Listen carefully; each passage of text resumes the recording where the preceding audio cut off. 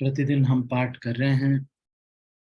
हम श्रृंखला में पढ़ते हुए इक्यावन मध्य लीला के 21वें अध्याय के 91वें प्यार पे पहुंच गए हैं। गोलोकाख्य गोकुल मथुरा द्वारावती ये तीन लोके कृष्ण सहज नित्य स्थिति। तीन लोक हैं, गोकुल, मथुरा तथा द्वारका। कृष्ण इन्हीं तीनों स्थानों में शाश्वत निवास करते हैं। श्रील भक्ति सिद्धांत सरस्वती ठाकुर की टीका है कि गोलोक ग्रह के तीन विभाग हैं, गोकुल, मथुरा तथा द्वारका। कृष्ण अपने श्री चैतन्य महाप्रभु या गौर सुंदर अवतार में जिन तीन क्षेत्रों में लीला करते हैं वे हैं नवद्वीप, जगन्नाथपुरी एवं ब्रजमंडल वृंदावन धाम।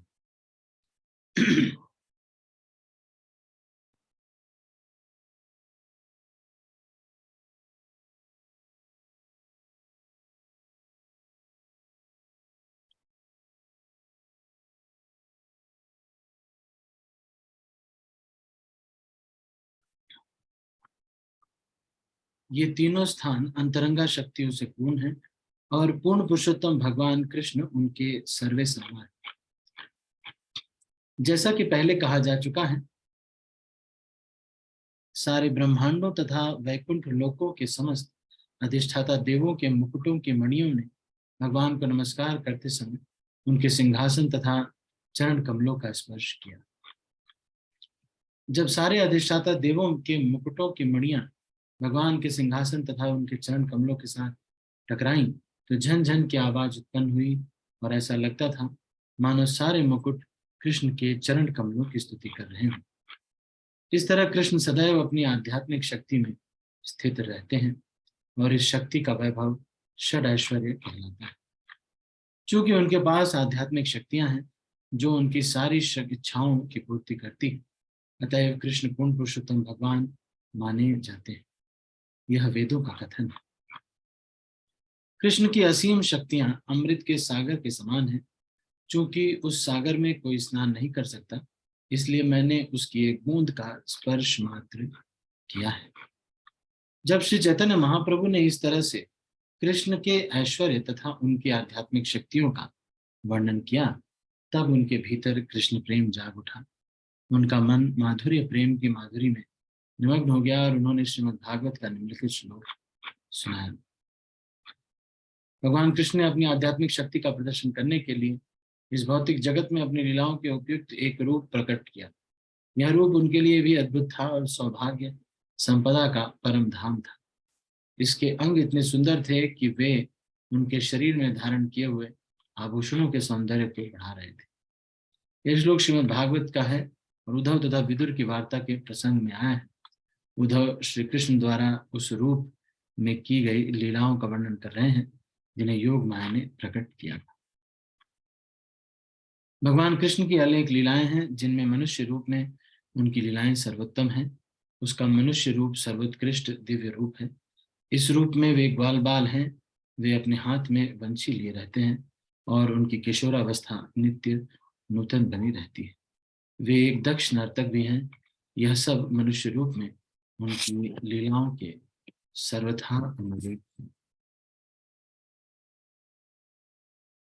हे प्रिय सनातन, कृष्ण का मधुर आकर्षक दिव्य रूप इतना सुंदर है, जरा इसे समझने का प्रयास करो। कृष्ण के सौंदर्य के ज्ञान का एक अंश भी तीनों जगतों को प्रेम के समुद्र में डुबो सकता है। वे तीनों जगतों के सारे जीवों को आकर्षित करने वाले हैं। भगवान कृष्ण का दिव्य रूप जगत को उनकी अंतरंगा शक्ति द्वारा प्रदर्शित किया जाता है। यह शक्ति शुद्ध सत्व का रूपांतर है। रत्न जैसा यह रूप भक्तों का अत्यंत गुप्त धन है। यह रूप कृष्ण की सनातन लीलाओं से प्रकट होता है। कृष्ण का अपना अद्भुत स्वरूप इतना महान है कि वह कृष्ण को भी अपनी खुद की संगति का आस्वादन कराने के लिए आकृष्ट करता है। इस तरह कृष्ण उसका आस्वादन करने के लिए अत्यंत उत्सुक हो उठते हैं। संपूर्ण सौंदर्य, ज्ञान, संपत्ति, बल, यश, त्याग, ये कृष्ण के 6 ऐश्वर्य हैं। वे अपने इन ऐश्वर्यों में सदा स्थित रहते हैं। कृष्ण की अनेक लीलाएं हैं जिनमें गोलोक वृंदावन की लीलाएं सर्वोच्च हैं। वे वैकुंठ लोकों में भी वासुदेव, संकर्षण, प्रद्युम्न तथा अनिरुद्ध के रूप में लीलाएं करते हैं। आध्यात्मिक आकाश की लीलाओं में वे कारण सागर में कारणावशायी अथवा पुरुष अवतार के रूप में शयन करते हैं। मत्स्य कुर्म आदि उनके अनेक अवतार उनके नैमित्तिक अवतार कहलाते हैं। ब्रह्मा जी शिव जी विष्णु के रूप में प्रकृति के गुणों में अवतरित होते हैं। वे पृथु तथा व्यास जैसे शक्ति प्रदत्त जीवों के रूप में भी अवतरित होते हैं।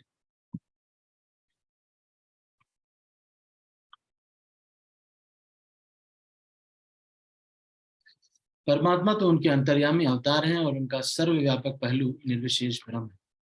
जब हम निष्पक्ष होकर भगवान की अनंत लीलाओं पर विचार करते हैं तो पाते हैं कि इस ग्रह की मनुष्य रूप में उनकी लीलाओं, जिनमें वे अपने हाथ में बंशी लिए गोप वेश में क्रीड़ा करते हैं और नाटक के नर्तक की तरह किशोर तथा नवीन लगते हैं, उन पर भौतिक नियम लागू नहीं होते और साथ ही वे लीलाएं भौतिक जगत के उन्माद से परे हैं। कृष्ण का अद्भुत सौंदर्य गोकुल नामक सर्वश्रेष्ठ लोक में प्रकट होता है। परव्योम में उनका सौंदर्य उससे घट कर रहता है और देवी धाम में प्रकट होने वाला उनका सौंदर्य उससे भी घट कर होता है। कृष्ण की माधुरी की एक बूंद भी इन तीनों लोकों को आप्लावित कर सकती है। कृष्ण का सौंदर्य सर्वत्र सबको दिव्य आनंद भाव में निमग्न करने वाला है। वास्तव में परव्योम तथा वैकुंठ लोकों में योग माया के कार्यकलाप अनुपस्थित रहते हैं। वह केवल परम धाम गोलोक वृंदावन में कार्य करती है। जब कृष्ण अपने असंख्य भक्तों को प्रसन्न करने के लिए इस भौतिक जगत में अवतरित होते हैं, तब वह कृष्ण के कार्यों को प्रकट करने के लिए कार्य करती है। इस तरह गोलोक वृंदावन धाम तथा वहां की लीलाओं की प्रतिकृति अर्थात उसका एक नमूना इस श्लोक में एक विशेष भूभाग भवन वृंदावन धाम में प्रकट होता है। उस शरीर को आभूषण सहलाते हैं, किंतु कृष्ण का दिव्य शरीर इतना सुंदर है कि यह उनके द्वारा पहने गए आभूषणों को सुंदर बना देता है। इसलिए कृष्ण का शरीर आभूषणों का आभूषण कहलाता है।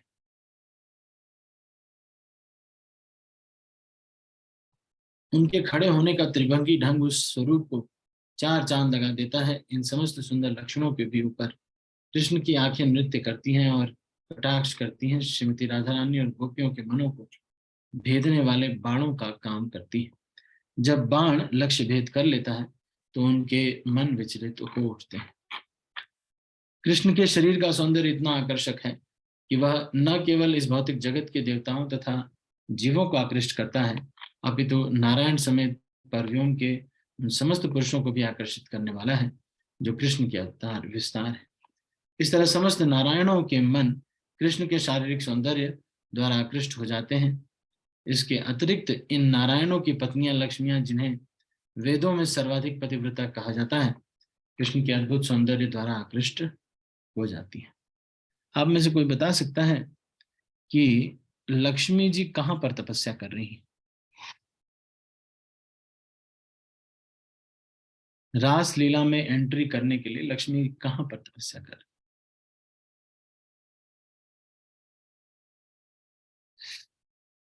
लक्ष्मी जी को रास लीला में एंट्री नहीं मिली। चलो आगे बताएंगे। गोपियों पर कृपा करते हुए उनके मनोरूपी रथों पर चढ़कर तथा उनसे प्रेममयी सेवा प्राप्त करने के लिए कृष्ण कामदेव की भांति उनके मनों को आकृष्ट करते हैं। इसलिए वे मदन मोहन अर्थात कामदेव को आकृष्ट करने वाले भी कहलाते हैं। कामदेव के 5 बाण हैं, जो रूप स्वाद गंध शब्द स्पर्श के द्योतक होते हैं। कृष्ण इन 5 बाणों के स्वामी हैं और वे कामदेव जैसे सौंदर्य द्वारा गोपियों के मनों को जीतते हैं। यद्यपि उन्हें अपूर्व सौंदर्य का बड़ा गुमान है, कृष्ण नवीन कामदेव बनकर उनके मनों को आकृष्ट करते हैं और रसलीला करते हैं। जब भगवान कृष्ण अपने ही समान अपने मित्रों के साथ वृंदावन में विचरण करते हैं, तब असंख्य भौवें चलती रहती हैं। यह भगवान का एक अन्य आनंदमय विहार है। जब वे अपनी बांसुरी बजाते हैं तो सारे जीव, जिसमें वृक्ष पौधे पशु तथा मनुष्य सम्मिलित हैं, कांपने लगते हैं और हर्ष से पूरित हो जाते हैं। उनकी आंखों में निरंतर अश्रुधारा बहने लगती है। कृष्ण द्वारा गले में पहनी मोती की माला श्वेत बबलों की पंक्ति जैसी लगती है। उनके बालों में लगा मोर पंख इंद्रधनुष जैसा लगता है। और उनके पीले वस्त्र आकाश में बिजली जैसे लगते हैं। कृष्ण नए उठे हुए बादल जैसे लगते हैं। गोपियां खेत में खिले हुए गेहूं जैसी लगती हैं। इन नई खिली फसलों पर अपनी अमृतमयी लीलाओं की निरंतर वर्षा होती है और ऐसा लगता है गोपियां कृष्ण से उसी तरह जीवन रश्मियां प्राप्त कर रही हैं। इस तरह वर्षा से विविध प्रकार की फसलें जीवन प्राप्त करती हैं। पूर्ण पुरुषोत्तम भगवान कृष्ण अपने आकर्षक सौंदर्य समेत 6 ऐश्वर्यों से पूर्ण है, जिसके कारण वे गोपियों को के साथ माधुरी प्रेम में रत हैं। ऐसी माधुरी उनके गुणों का सार है। व्यासदेव के पुत्र सुखदेव गोस्वामी ने श्रीमद् भागवतम में स्थान स्थान पर कृष्ण की इन लीलाओं का वर्णन किया है, जिन्हें सुनकर भक्तगण भगवत प्रेम में उन्मत्त हो उठते हैं। जिस तरह मथुरा की स्त्रियों ने वृंदावन की गोपियों के भाग्य तथा कृष्ण के दिव्य गुणों का भाव में वर्णन किया है, उसी तरह चैतन्य महाप्रभु ने कृष्ण के विभिन्न रसों का वर्णन किया और वे प्रेम भाव से अभिभूत हो गए। उन्होंने सनातन गोस्वामी का हाथ थामकर निम्नलिखित श्लोक पढ़ा। गोपियों ने कौन सी तपस्या की है? तो ये बहुत ही महत्वपूर्ण श्लोक, आप इसको नोट कर सकते हैं। गोप्य तपः किमचरण यद मुष्य रूपम लावण्य सारसम ऊर्ध्वमनन्य सिद्धम हब्बी पिबन्ति सुवा विनवम दुरापम एकांत धाम यशसः श्रिय ऐश्वर्यस्य। और जिसकी न तो समानता हो सकती है न इसको लांघा जा सकता है, वह लावण्य सौंदर्य यश तथा ऐश्वर्य का एकमात्र धाम है। वह स्वयं सिद्ध चिर नवीन तथा अद्वितीय है। यह श्लोक श्रीमद् भागवतम 10:44-14 का है। से मथुरा की स्त्रियों ने कृष्ण के मल्ल भूमि में देखकर कहा था, श्री कृष्ण के शरीर का सौंदर्य चिर यौवन के सागर की एक तरंग की भांति है। उस महासागर में प्रेम भाव का उदय भंवर के समान है। कृष्ण की वंशी की ध्वनि चक्रवात की तरह है। गोपियों के चंचल मन सूखे पत्ते तिनकों की तरह है। जब तक चक्रवात में गिर जाते हैं तो फिर कभी नहीं उठते। अभी तो कृष्ण के चरण कमलों में ही निरंतर पड़े रहते हैं। हे प्रिय सखी, गोपियों ने कौन सी कठिन तपस्या की है?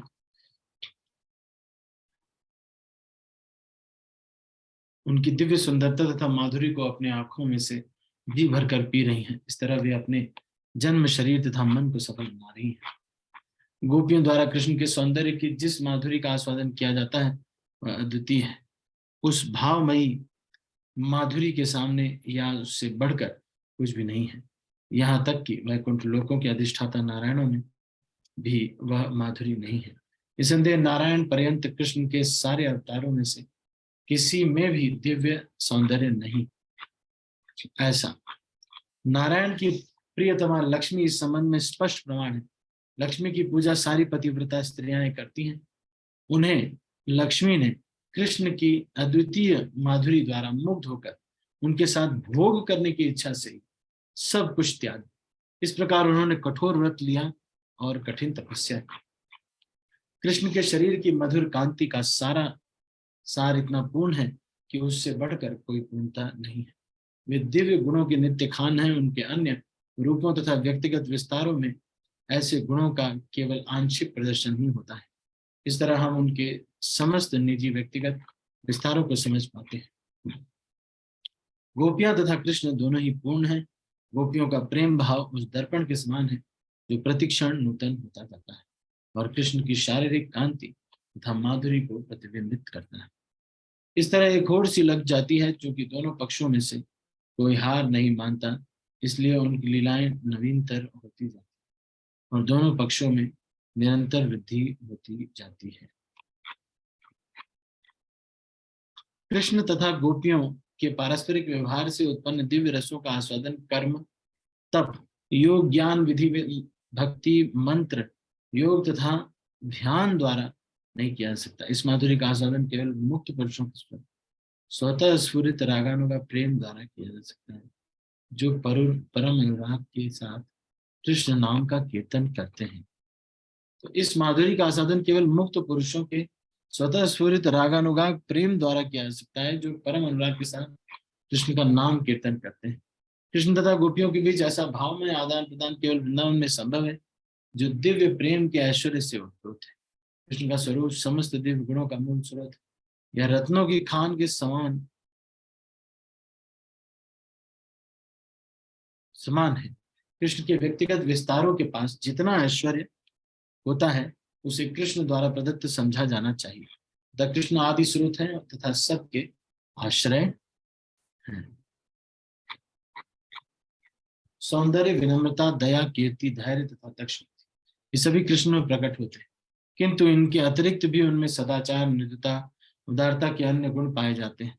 ये सारे जगत के लिए कल्याण कार्य भी करते हैं। ये सारे गुण नारायण जैसे अंशों में दृष्टिगोचर नहीं थे। भक्ति विनोद ठाकुर ने कहा कि सौंदर्य, विनम्रता, दया, कीर्ति, धैर्य, दक्ष बुद्धि अत्यंत सुंदर गुण हैं। जब ये नारायण के व्यक्तित्व में प्रकट होते हैं तब ये समझना चाहिए कि कृष्ण द्वारा नारायण को प्रदान किए गए। सदाचार, मृदुता, उदारता के गुण केवल कृष्ण से मिलते हैं। केवल कृष्ण सारे जगत के लिए कल्याण करते हैं। तो सारे जगत के लिए कल्याण करते हैं, केवल कृष्ण ही ऐसा कर सकते हैं, हम लोग नहीं कर सकते।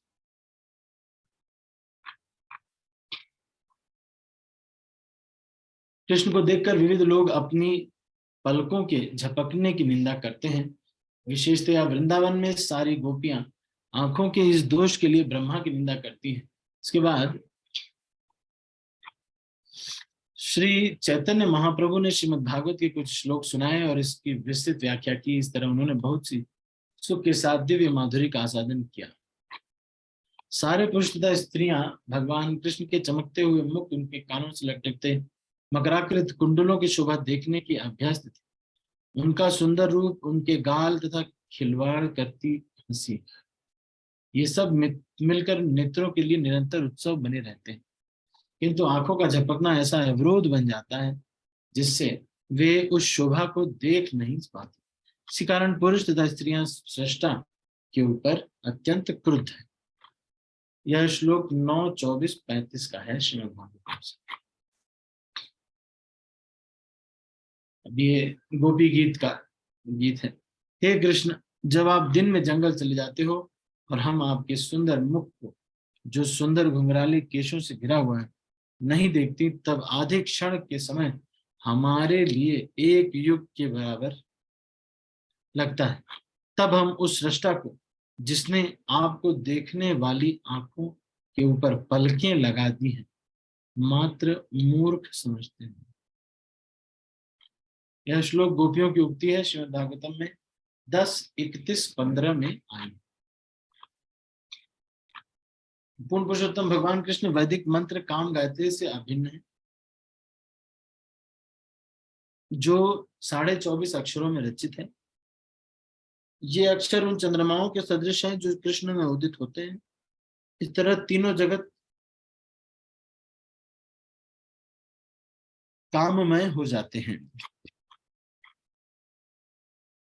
कृष्ण का मुख समस्त चंद्रमाओं का राजा है और कृष्ण का शरीर सिंहासन है। इस तरह राजा चंद्रमाओं के समाज पर शासन करता है। कृष्ण के मुख को चंद्रमाओं का राजा कहा जाता है और उनके शरीर को सिंहासन माना। अन्य सारे चंद्रमा गौड़ माने गए हैं। बायां गाल एक चंद्रमा है और दायां गाल दूसरा चंद्रमा का ललाट आधा चंद्रमा माना गया है। कृष्ण के ललाट पर चंदन का चिन्ह भी एक चंद्रमा माना गया। उनके हाथों तथा पांव के नाखून भी विभिन्न चंद्रमा हैं। कृष्ण के दोनों गाल चमकीले मणियों जैसे हैं। दोनों पूर्ण चंद्रमा माने जाते हैं। उनका ललाट अर्ध चंद्रमा माना गया है और वहां लगे चंदन के बिंदु को पूर्ण चंद्रमा माना गया है। उनके हाथ के नाखून अनेक पूर्ण चंद्रमा हैं और वे उनके हाथ के वंशी पर नृत्य करते हैं। उनकी गीत उस वंशी की तान है। उनके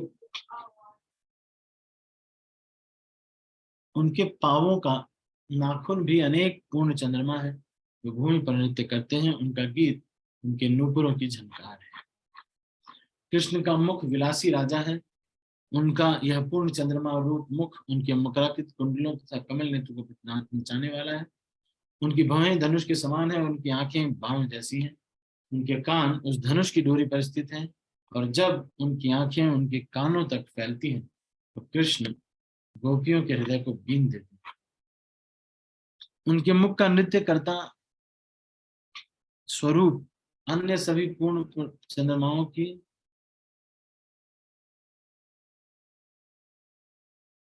अंदर सभी पूर्ण चंद्रमा उनके मुख का नृत्य करता स्वरूप अन्य सभी पूर्ण चंद्रमाओं से बाजी मार ले जाता है और पूर्ण चंद्रमाओं के बाजार को विस्तृत करता है। कृष्ण के मुख का अमृत अमूल्य होते हुए भी सब में वितरित किया जाता है। कुछ उनकी मृदु हंसी के चंद्र किरणों को खरीदते हैं तो कुछ उनके होठों को अमृत को, इस तरह वे सबको तुष्ट करते हैं। कृष्ण के दो विस्फारित लाल लाल नेत्र हैं। ये राजा के दो मंत्री हैं और सुंदर नेत्रों वाले कामदेव के गर्व का दमन करने वाले हैं। सुख से पूर्ण गोविंद का यह मुख सौंदर्य विलास का घर है और यह सबके नेत्रों को अत्यंत सुहावना लगता है।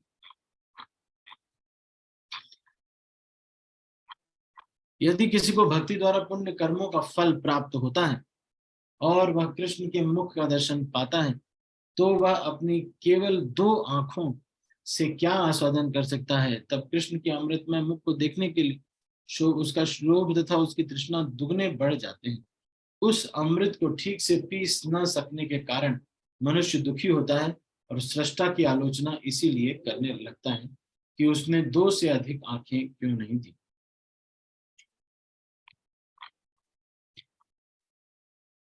जब कृष्ण का मुख देखने वाला इस तरह असंतुष्ट हो जाता है तो वह सोचने लगता है, विधाता ने मुझे लाखों करोड़ों आंखें क्यों नहीं दी, उसने मुझे केवल दो ही आंखें क्यों दी।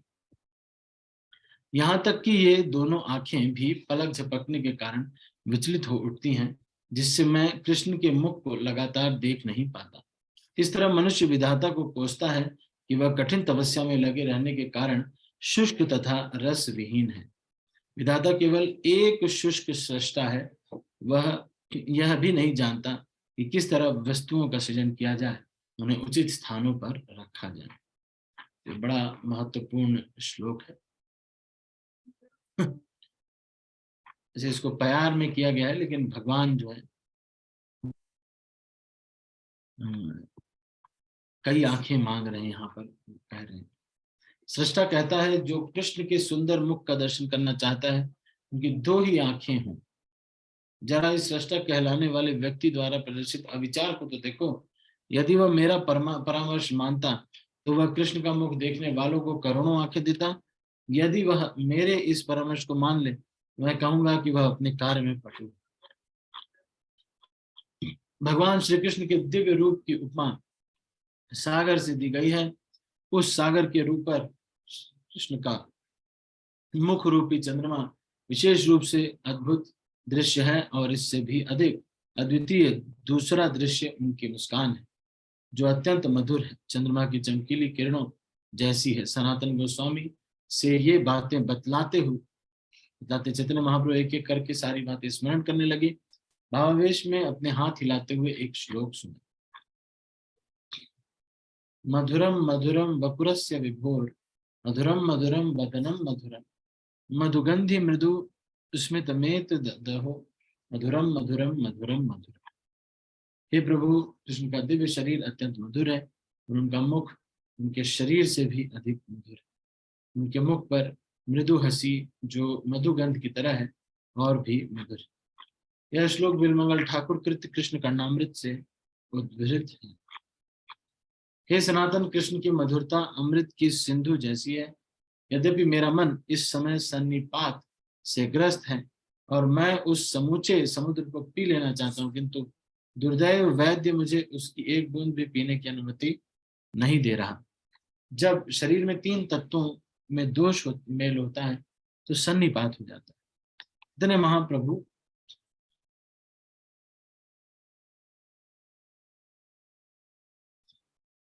ने कहा, मेरा यह रोग भगवान कृष्ण के निजी स्वरूप से उत्पन्न होता है। तीन तत्व हैं, कृष्ण का शारीरिक सौंदर्य, मुख का सौंदर्य, उनकी हंसी का सौंदर्य। इन दोनों सौंदर्य से आहत होकर मन को सन्निपात हो जाता है। यह कृष्ण के सौंदर्य रूपी सागर को पी जाना चाहता है, किंतु चूंकि मैं सन्निपात से पीड़ित हुआ था, मेरे वैद्य जो कि साक्षात कृष्ण है, इस सागर की एक बूंद भी नहीं पीने देते।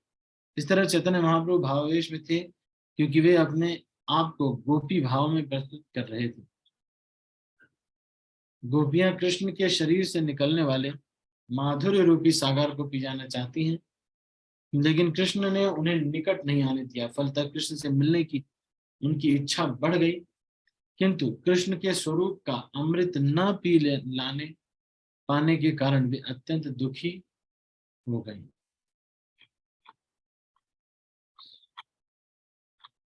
कृष्ण का शरीर आकर्षक रूपों की नगरी है और यह मधुर से मधुर है। हम्म, हम्म। कृष्ण का शरीर आकर्षक रूपों की नगरी है और यह मधुर से मधुरतर है। उनका चंद्रमा जैसा मुख और भी मधुर है, और उस चंद्रमा जैसे मुख पर परम मंद हंसी चांदनी की किरणों जैसी है। कृष्ण के मुख पर हंसी चंद्रमा की हंसी जैसी है, जो गोपियों के लिए अधिकाधिक सुख उत्पन्न करने वाली है।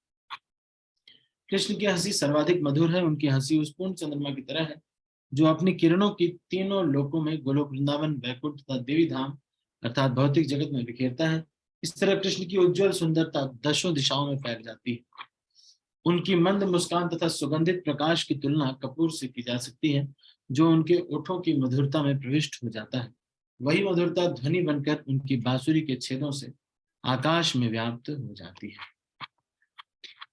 कृष्ण की बांसुरी की ध्वनि चारों दिशाओं में व्याप्त हो जाती है। यद्यपि कृष्ण अपनी बांसुरी इस ब्रह्मांड के भीतर बजाते हैं, किंतु उसकी ध्वनि ब्रह्मांड के आवरण को भेद कर वैकुंठ लोक तक जाती है।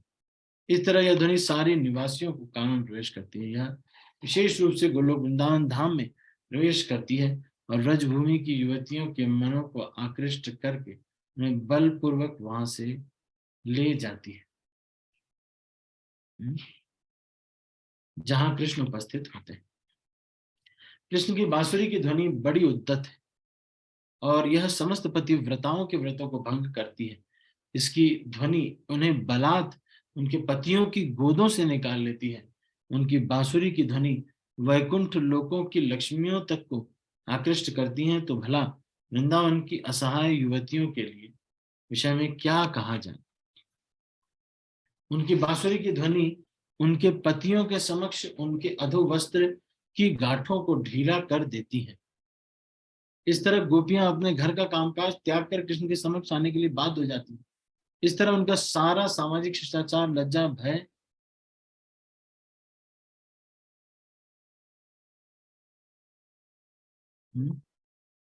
इस तरह गोपियां अपने घर का कामकाज त्याग कर कृष्ण के समक्ष आने के लिए बाध्य हो जाती हैं। इस तरह उनका सारा सामाजिक शिष्टाचार, लज्जा तथा भय भाग जाते हैं। उनकी बांसुरी की ध्वनि सारी स्त्रियों को नचा देती है।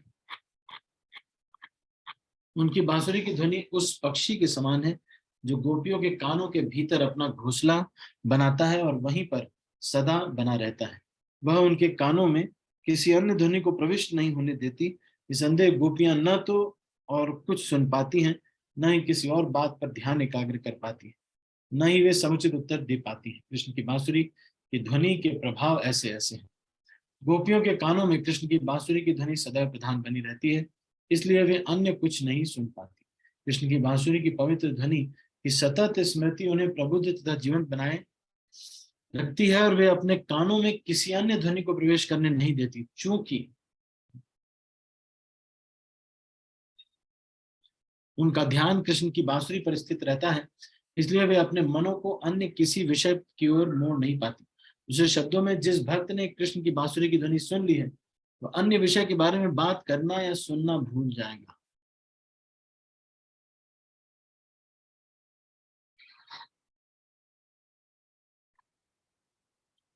कृष्ण की बांसुरी की यह ध्वनि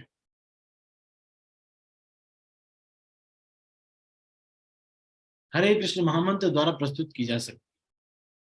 क्या बता रहे हैं शिला प्रभुपाद, देखिए एक बार फिर से सुनिए। कृष्ण की बांसुरी की यह ध्वनि हरे कृष्ण महामंत्र द्वारा प्रस्तुत की जाती है। भगवान का एक निष्ठावान भक्त जो इस दिव्य ध्वनि का उच्चारण करता है और इसे सुनता है, वह इसका इतना अभ्यस्त हो जाता है कि उसका ध्यान किसी अन्य विषय की ओर नहीं जाता, जो कृष्ण के आनंदमय गुणों तथा साज सामग्री में से जुड़ा नहीं होता। ठीक है। पुनः अपनी बाह्य चेतना में आकर चैतन्य महाप्रभु ने सनातन गोस्वामी से कहा, मैं जो चाहता था वह नहीं कह पाया। भगवान कृष्ण तुम पर अत्यंत कृपालु हो, क्योंकि मेरे मन को भ्रमित करके उन्होंने अपना निजी ऐश्वर्य तरह माधुरी प्रकट की है। उन्होंने ये सारी बातें तुम्हारी जानकारी के लिए तुम मुझसे सुनवा दी। चैतन्य महाप्रभु ने स्वीकार किया कि वे उन्मत्त व्यक्ति की तरह बोल रहे थे और ऊपरी स्तर पर अवस्थित लोगों की समझ के लिए उन्हें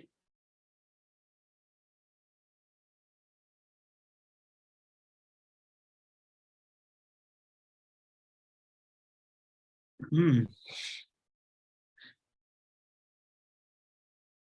श्री चैतन्य महाप्रभु ने स्वीकार किया कि वे उन्मत्त व्यक्ति की तरह बोल रहे थे और ऊपरी स्तर पर अवस्थित लोगों की समझ के लिए उन्हें उन्हें ऐसा नहीं करना चाहिए था। सांसारी व्यक्ति को कृष्ण के शरीर, उनके गुणों तथा उनकी बांसुरी के विषय में तरह तरह के कथन किसी उन्मत्त पुरुष के कथन जैसे लगेंगे। यह हकीकत है कि कृष्ण सनातन गोस्वामी के समक्ष अपनी विशेष कृपा के कारण प्रकट होना चाहते थे। अतः कृष्ण ने किसी न किसी तरह से चैतन्य महाप्रभु, जो पागल जैसे प्रतीत होते हैं, उनके मुख से सनातन गोस्वामी को अपने और अपनी बांसुरी के विषय में बतला दिया। चैतन्य महाप्रभु ने स्वीकार किया कि वे सनातन गोस्वामी से और कुछ कहना चाहते थे, किंतु भावावेश के कारण वे भिन्न विषय के बारे में बोल गए। चूंकि मैं उन्मत्त हो चुका हूं, इसलिए मैं तो कुछ नहीं कर कुछ का कुछ कह रहा हूं। इसका कारण यह है कि मैं भगवान कृष्ण की दिव्य माधुरी से अमृतसर की तरंगों द्वारा बहाए लिए जा रहा हूं। इसके बाद चैतन्य महाप्रभु एक क्षण तक मौन रहे। अंत में अपने मन को संतुलित करते हुए वे पुनः सनातन गोस्वामी से बोले, यदि किसी को चैतन्य चैतामृत के इस अध्याय में कृष्ण की माधुरी के विषय में सुनने का अवसर प्राप्त होता है, तो वह निश्चित रूप से भगवत प्रेम के दिव्य आनंद सागर में तैरने का पात्र बनेगा होगा। श्री रूप रघुनाथ पते ज्यास चैतन्य चरितामृत कहे कृष्णदास। श्री रूप तथा रघुनाथ के चरण कमलों की वंदना करते हुए एवं उनकी कृपा के सदैव कामना करते हुए मैं कृष्णदास उनके चरण चिन्हों का अनुसरण करते हुए श्री चैतन्य चरितामृत का वर्णन कर रहा हूँ। इस तरह चैतन्य चरितामृत मध्य लीला के 21वें अध्याय का भक्ति विधान तात्पर्य पूर्ण हुआ, जिसमें कृष्ण के आनंदमय गुणों का वर्णन हुआ है। ठीक है, तो आज हम इसको यहीं पर समाप्त करते हैं। ये चैप्टर में जो इंफॉर्मेशन दी जा रही है वो आपको पता है, उसको साक्षात्कार करना बाकी है, पर पता है आप, तो इसलिए हमने जो है केवल इसको पढ़ा है, ज्यादा कुछ इसमें कोई कॉन्सेप्ट्स पे चर्चा नहीं किया। एक बात बहुत सीखने वाली है कि बस भगवान कितने सुंदर है, ये चीज जो है आज के उससे सीख सकते हैं। ठीक है, तो अभी मैं कुछ प्रश्न पूछूंगा, आप उत्तर देने का प्रयास कीजिए।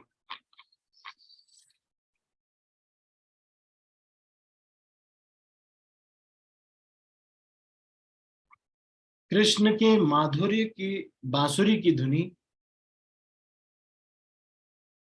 किस मंत्र द्वारा प्रस्तुत की जाती है?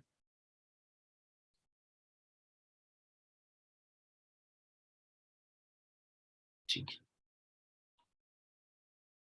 अनीता माता जी। हरे कृष्ण प्रभु जी, दंडवत प्रणाम। हरे कृष्ण महामंत्र से किया जाता है प्रभु जी। ठीक है, म्यूट कर दीजिए। हरे कृष्ण। अगला प्रश्न। Thank you.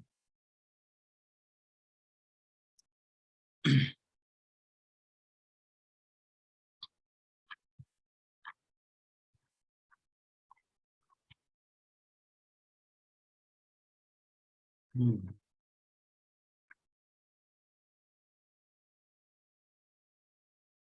हम्म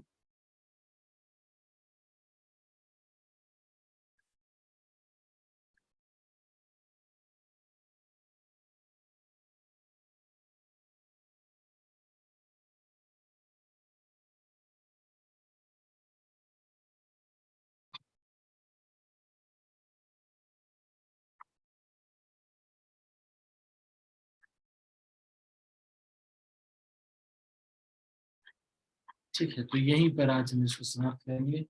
अभी कोई प्रश्न हो तो आप पूछ सकते हैं। 1 मिनट में सबके हाथ नीचे कर रहा हूँ।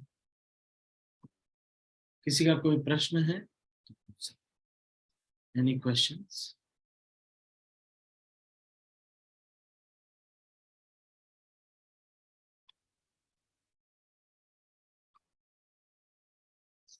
ठीक है, तो हम इसको अभी यहीं पर समाप्त करते हैं। आप सभी भक्तों का बहुत बहुत धन्यवाद। हरे कृष्णा। मैं सब भक्तों को अनम्यूट कर रहा हूँ। कल क्लास नहीं होगी, परसों हम मिलते हैं शाम की क्लास में, और सुबह की क्लास में तो मिलेंगे। ठीक है, हरे कृष्ण। कल संडे भी है, बुक डिस्ट्रीब्यूशन का दिन है। सब भक्त बुक डिस्ट्रीब्यूशन कीजिए, ज्यादा से ज्यादा लोगों को पुस्तक दीजिए। हरे कृष्ण। मैं सब भक्तों को अनम्यूट कर रहा हूँ और फिर इस मीटिंग को क्लोज कर रहा हूँ। हरे कृष्णा प्रभु जी, दंडवत प्रणाम। प्रभु जी, थैंक यू सो मच प्रभु जी। हरे कृष्ण प्रभु जी, दंडवत प्रणाम।